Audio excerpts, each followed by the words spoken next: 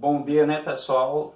Mais uma vez, né, que Deus continue nos abençoando e fique conosco durante todo o decorrer desse dia, porque amanhã pertence a Ele, né?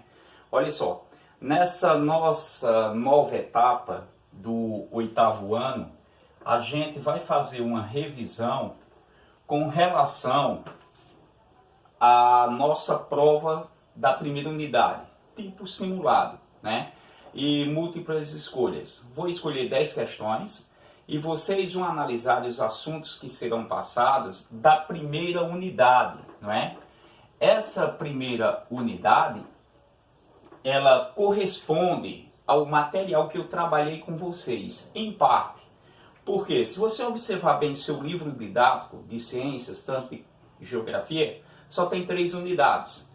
A primeira, a segunda e a terceira. E eu, professor, que convivi com vocês um pouco curto do período, né, aí na sala, e na ausência a gente trabalhou didaticamente, né, via celular por conta da pandemia, um caso raro na história, nós vivenciamos isso, né, fizemos parte desse conceito histórico, né, que a humanidade passou e está passando.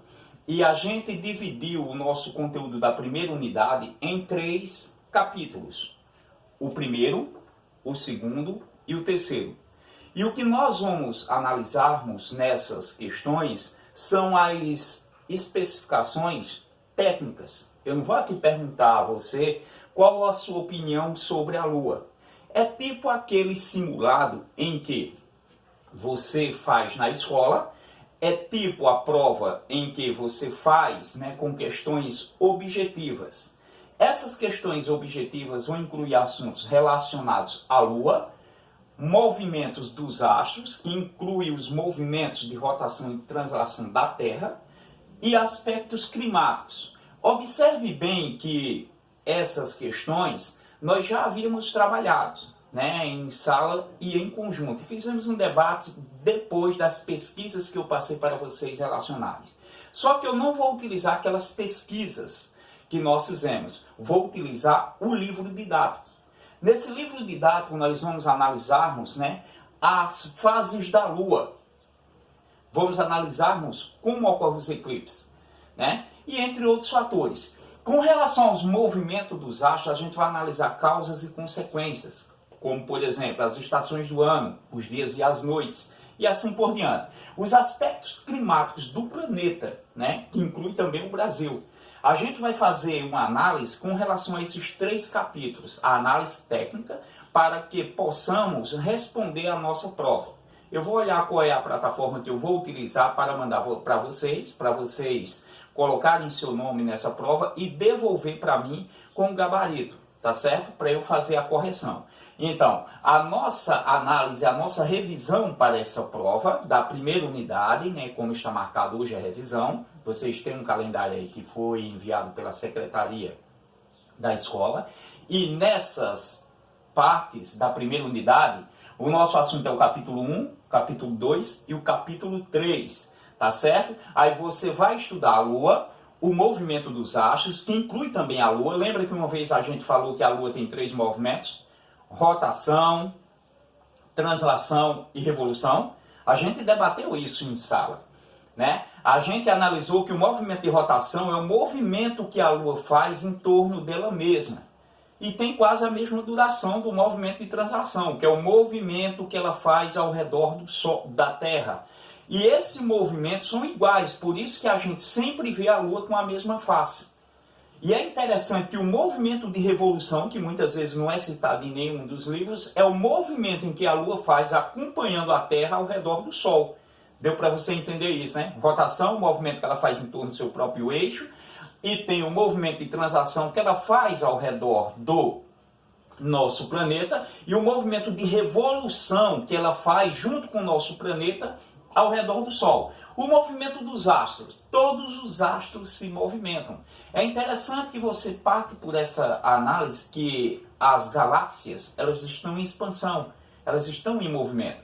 Por isso que se desenvolveu através desse movimento das galáxias, a nossa Via Láctea, né, que representa um conjunto de vários astros né, dentre estes planetas, asteroides, cometas, meteoritos, nebulosas, né, sóis, né, que são as estrelas e assim por diante, estão em movimento, né? Nessa parte do capítulo 2, você vai analisar os movimentos realizados pela Terra, que é o movimento de rotação e o movimento de translação, as consequências desse movimento, tá certo? O tempo de duração. Analisando esses fatores, se liga com os aspectos climáticos. Imagina que a Terra não tivesse movimento. O de rotação, por exemplo. A face, olha, tá vendo aqui a luz aqui que está aqui na minha frente? A face voltada para o Sol seria tórrida. E a parte escura seria gelada e muito, né, inóspita. Assim, tanto quanto a outra fase. A inclinação da Terra, no seu eixo imaginário, possibilita que ela tenha o quê? Os principais climas que nós conhecemos. Não é interessante isso? E estamos em uma zona habitável. O que é uma zona habitável? Aqui eu tenho o Sol, aqui eu tenho Mercúrio, aqui eu tenho Vênus e aqui eu tenho Terra. Né? Nessa sequência. E quando você analisar que isso aqui é uma zona habitável, por quê?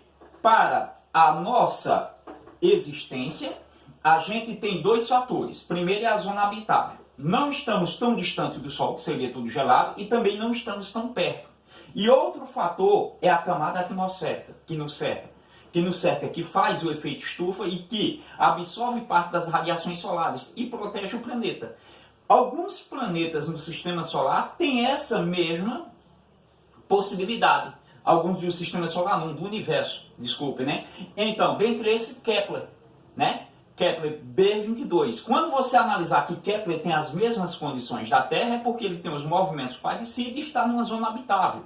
E o que está relacionado a essas características da vida está relacionado aos movimentos e às condições climáticas. Então, um assunto leva ao outro quando você estiver estudando. Vou postar, né, agora a imagem para o livro didático para a gente analisar os tópicos e os subtópicos que estão relacionados a isso. Por exemplo, no capítulo 1 eu tenho um tópico, a Lua. Mas eu tenho um subtópico também nele para ser estudado, os eclipses, as fases da Lua. Entendeu o que é subtópico, né? O tópico, que é o título, e os subtítulos, que acompanham isso. Então, ao estudar para a nossa prova simulado, lembre-se das palavras em destaque, as palavras em negritos, e dos exercícios que a gente fez de assinalar no próprio livro didático. Eu utilizo o mesmo mecanismo, sempre utilizo um ou duas que a gente já trabalhou. Lembra quando eu faço as provas aí na sala? É do mesmo jeito, eu utilizo uma ou duas questões do livro didático que a gente já trabalhou, tá certo? Então, vamos analisarmos esses subtítulos, né? No livro didático, aqui eu tenho os títulos, do capítulo 1, 2 e 3. E agora a gente vai fazer a análise de ciência no próprio livro didático, tá ok?